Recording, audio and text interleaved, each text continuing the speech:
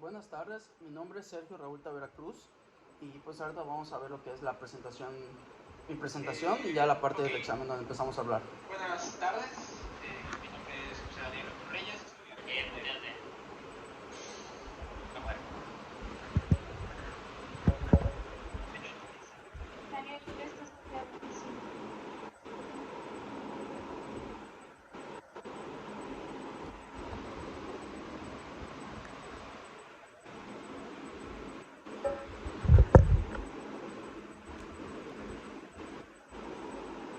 Empezamos.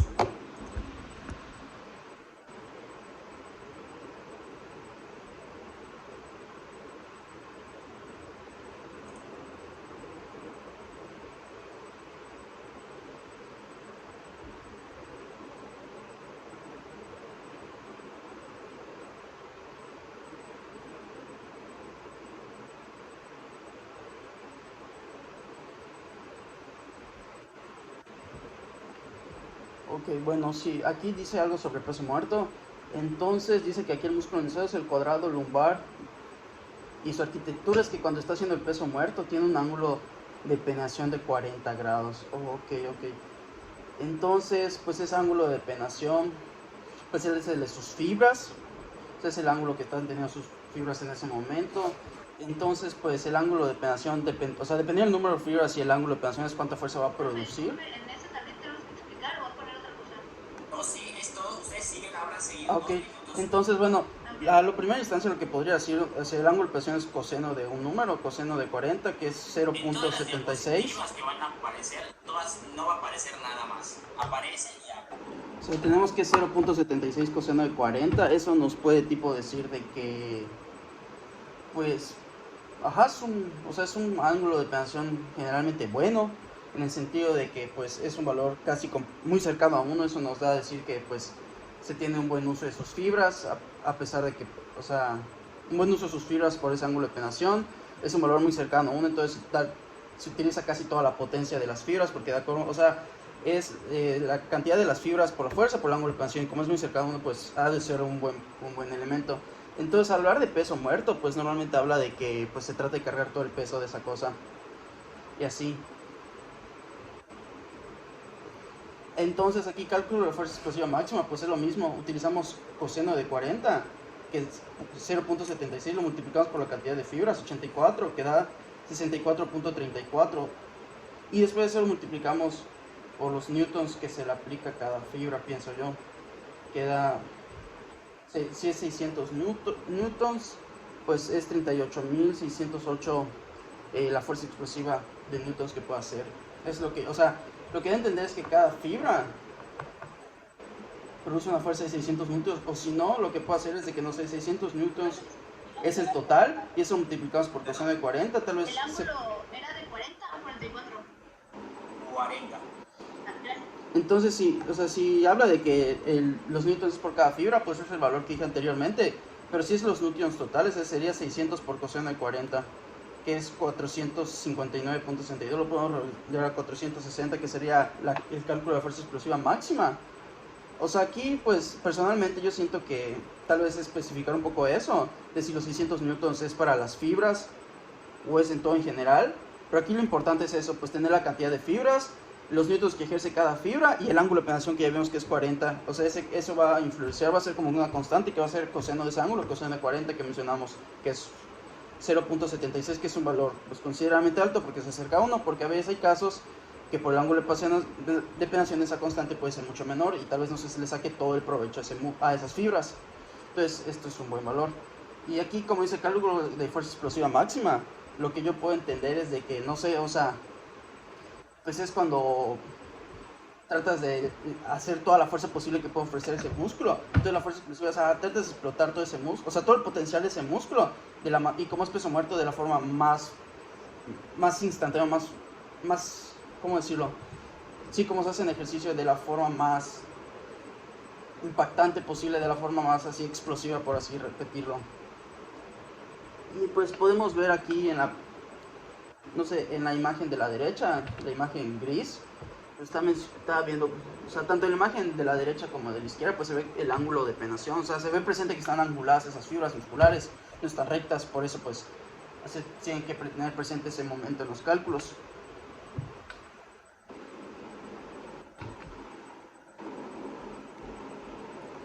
Y pues de ahí pues esto de, pues así se ve que es todo lo importante y todo lo relacionado. Podemos ver que los músculos, o sea que este músculo está como que insertado en las diferentes, a ver, no se puede apreciar mucho en la imagen, se inserta en diferentes vértebras, allí menciona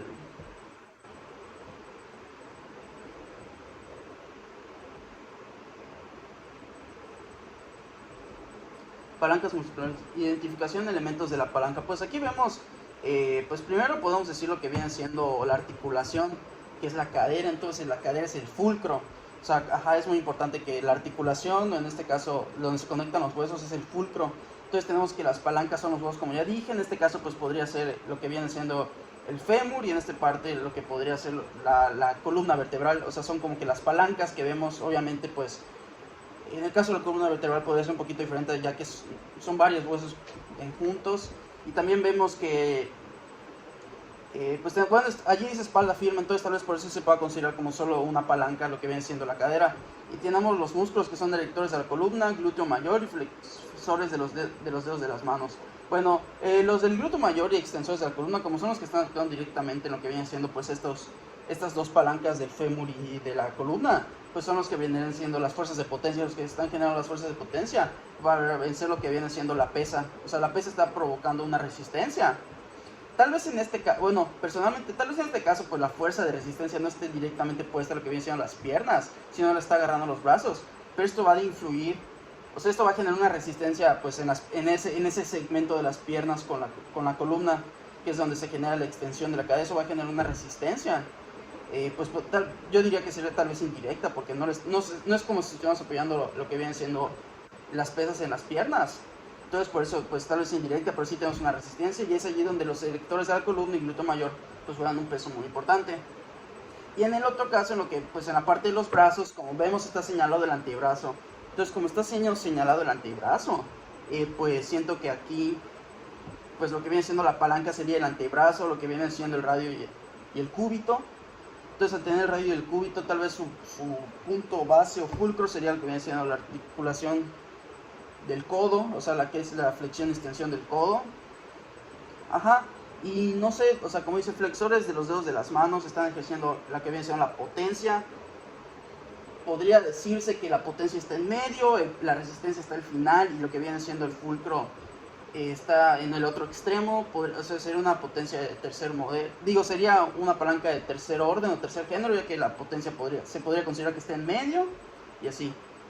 Biomecánica de la palanca, fuerzas actuantes, género, clasificación según inserción y ventaja mecánica. Ok, bueno, pues vemos que aquí el peso de la persona es 65 kilos. Eso que va a influenciar va a estar influenciando en la fuerza de gravedad, ya que pues en muchos ejercicios solo consideramos la fuerza de la mancuerna.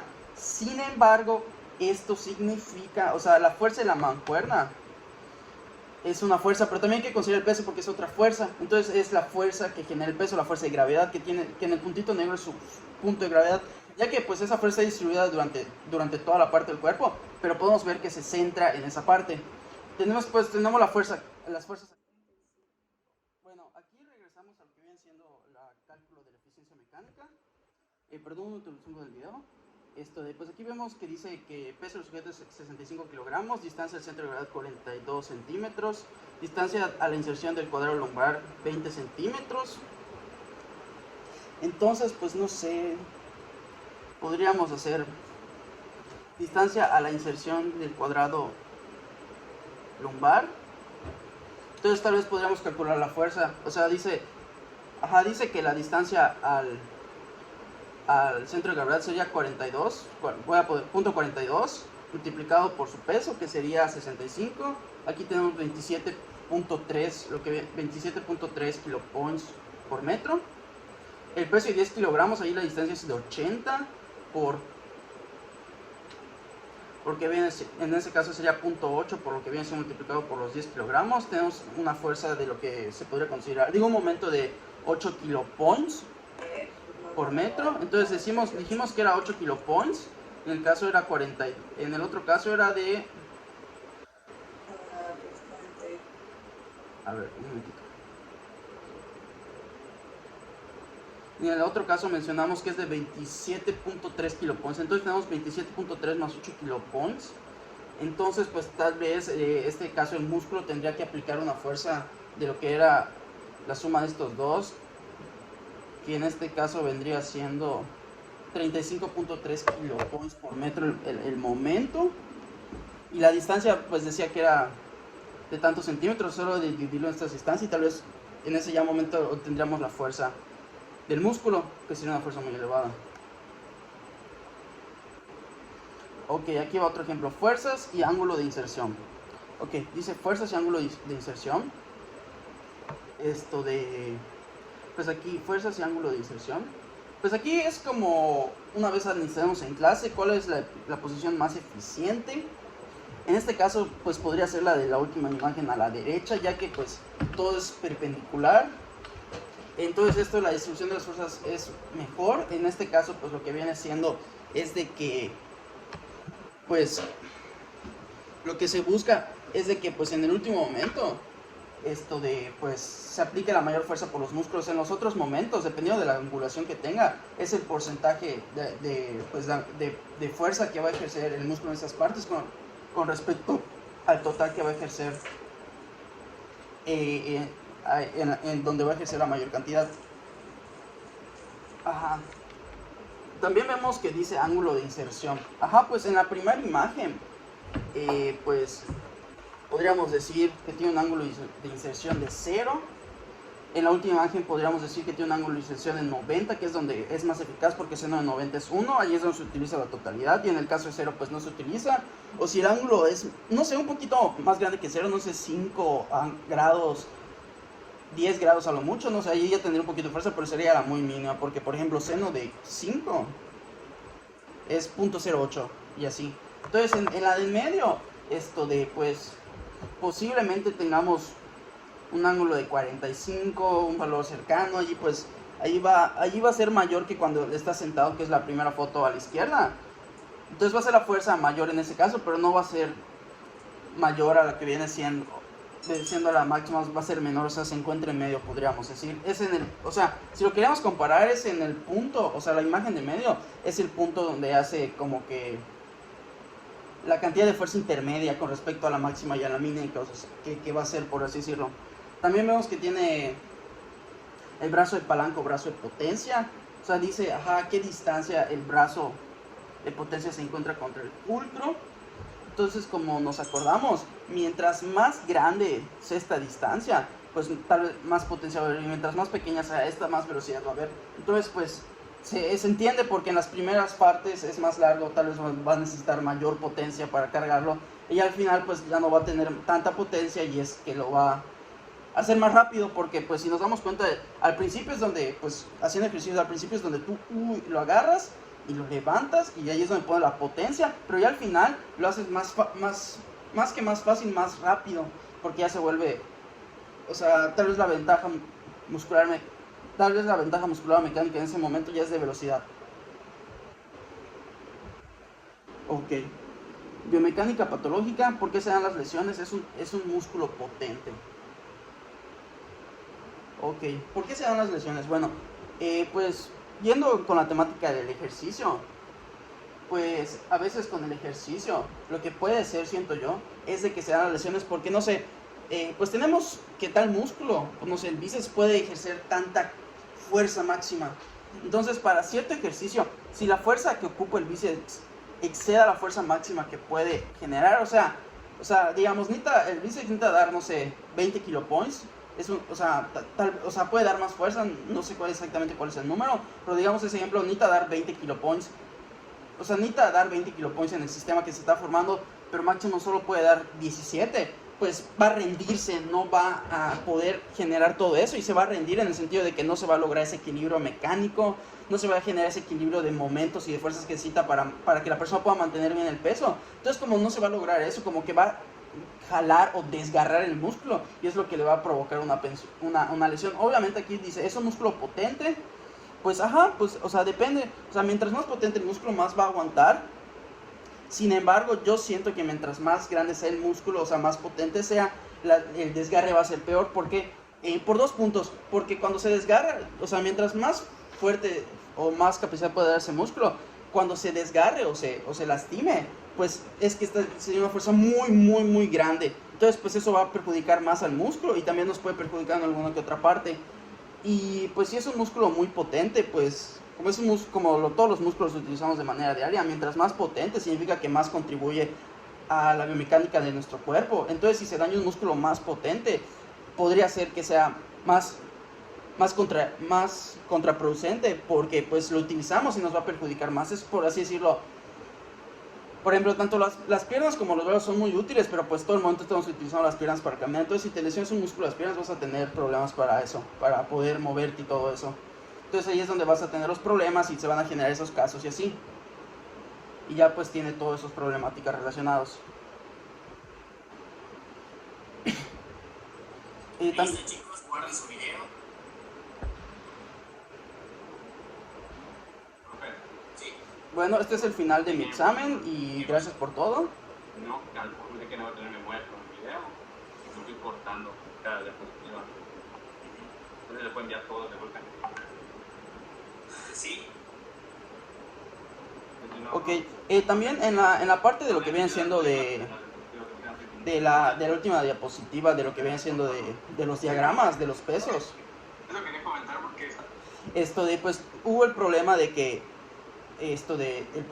se cortó el video. Entonces voy a continuar con lo poco que dije. Entonces lo que decía es, tenemos las pesas, los pesos de la mancuerna, pero también la gravedad cuenta, en el sentido de que el centro de gravedad, no, en el sentido de que nuestro peso también influye con una resistencia, también hay que vencer nuestro peso, y por eso hay que tener eso presente.